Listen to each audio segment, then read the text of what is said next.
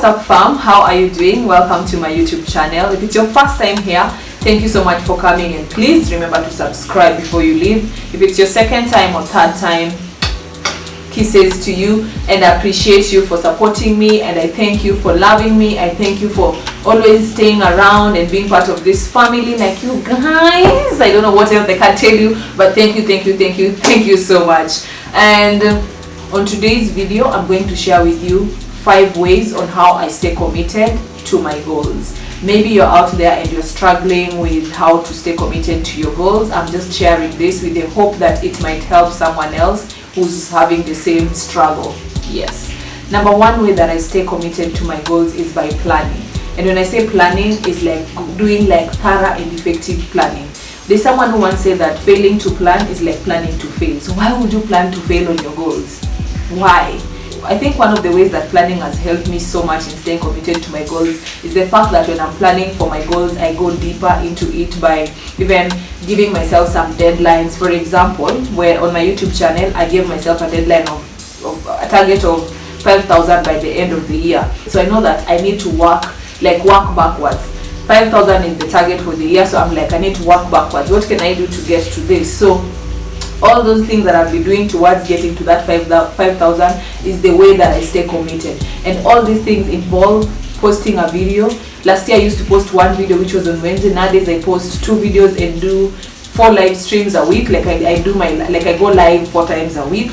And I'm also trying to work towards achieving my 4,000 watch hours because I want to get monetized. And the planning bit when it comes to your goals is what will help you stay committed to it. If you don't plan well, you might just give up on that goal, yeah. So the second thing, which is from, of course, point number 1 is documenting. Second thing, document your goals. That has helped me so much. Documenting your goals is like making an oath with yourself. Yes. For example, I have my vision book, and I think it's somewhere close. So this red book is where I get to write all my plans for the year, all my visions. When you look at it, you'll find that there are some things that I wrote here. I had goals for 2016, I had goals for 2017 written here, I had goals for 2019, 2020, and then yeah, so like when you check here, these are goals that I wrote for this year. I'm sure you can't see, but these are goals that I wrote that I'm supposed to achieve this year. And when I look at them, I'm like, it's me who wrote them, and if I wrote them like this and even had to do all these details of them, it means they are very, very important. So I look at them and I'm like, Christine, you wrote it, you have to stay committed to it. And something else that I did that helped me stay committed to my goals on this documenting is by coming up with a vision board. And the vision board is right here. So this vision board took me some time to do it. I think I didn't share it with you guys when I was doing it, but yes, that is my vision board. And when I look at it every single day when I wake up, I'm like, Christy, you say that you're going to save more than you're spending this year. Christine, you say that you're going to do this, do that, do that, do that. I remind myself every time I look at it, I'm like, I'm the one who wrote it, I have to do it, I have to do this, I have to do that. I was planning to move out this year, I need to move out. Like all these things, I have to work towards achieving them. Like stay committed to my goal and do whatever I can in my capability to achieve these goals. Yeah, so the third thing is accountability, and accountability is one way that I stay committed to my goals. Having someone that I'm accountable to, you get, like sharing my goal with someone that have my interest at heart, like someone who's very close to me. So I share with them, and then at some point this is something that you need to be very, very, very particular with who you're sharing with, because not everyone is there to support you and celebrate your good things, so just make sure you share it with someone that you really, really do trust. So I get to do this a lot, especially on my YouTube channel. I'm accountable to, there's a friend of mine called Mandla King who's also a content creator, and he's one person that I get to talk to when it comes to all this content creation. Like sometimes I'm supposed to go live and I feel like not going live. Mandla King knows that I'm supposed to go live at 5 p.m.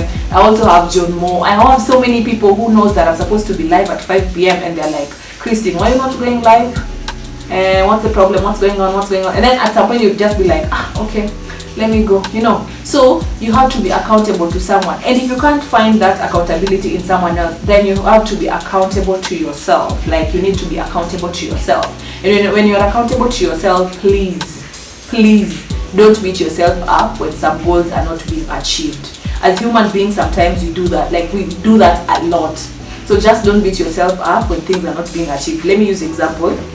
In 2018, I started the ads collection. Yes. And when I started it, I got the first stock and the second, and that was it. For some reason, I wasn't able to continue with it. But this goal was a goal that I had in 2018. Can you imagine? So in 2020, I knew I was ready to bring the ads collection back. So what I did is write it that I was supposed to take it up, like put it up by Feb 2020.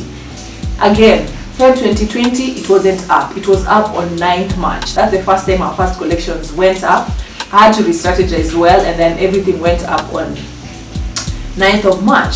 So you see, like if I was to beat myself up and tell myself, Christine, this thing has failed, blah blah blah blah blah blah, in 2018, the ads collection wouldn't be there, you know. So as in, just don't beat yourself up when it comes to accountability. When you're accountable to yourself, try and carry forward those goals that you feel you can't achieve at that particular time. Just move them to the near future, you know, when it will make sense then. That's what I'm trying to say. It will make sense then.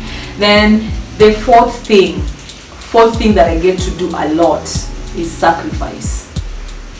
For me to stay committed to my goals, I have to sacrifice. Last year, I did a lot of going to the gym, so meaning I was paying for the fitness instructor at the gym, you know, all that. And then this year when it started, I was like, you know what, Christine, because on my financial goals, one of the things was to save more than I spend, you get.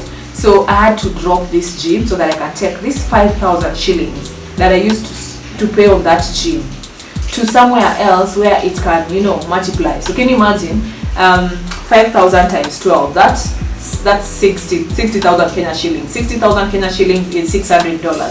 So from January to March, I should be having $600 somewhere that was supposed to pay the gym, but put it in an account whereby it can earn interest, let's say 11% or 10%. So I would make something on top of it. So that was my goal, and I had to sacrifice going to the gym.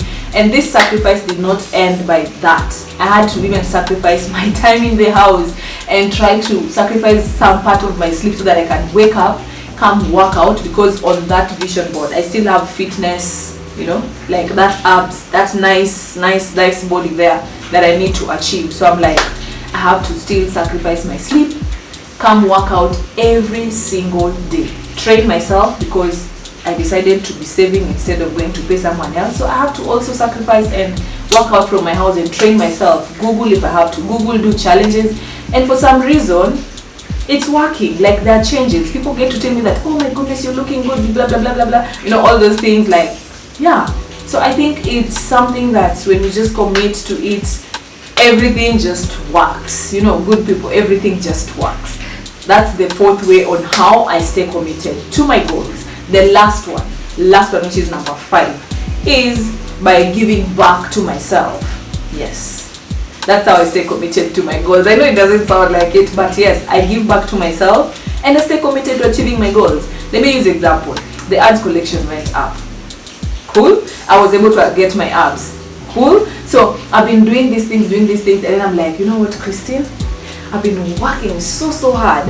I think I need to take myself for a massage. It doesn't have to be, you don't have to give yourself like huge stuff. It can be as little as going for a pedi. It can be as little as going for a full body massage. It can be, you know, just something, maybe cooking a good meal and giving back to yourself. Buying yourself a bottle of wine, an expensive bottle of wine, and giving back to yourself.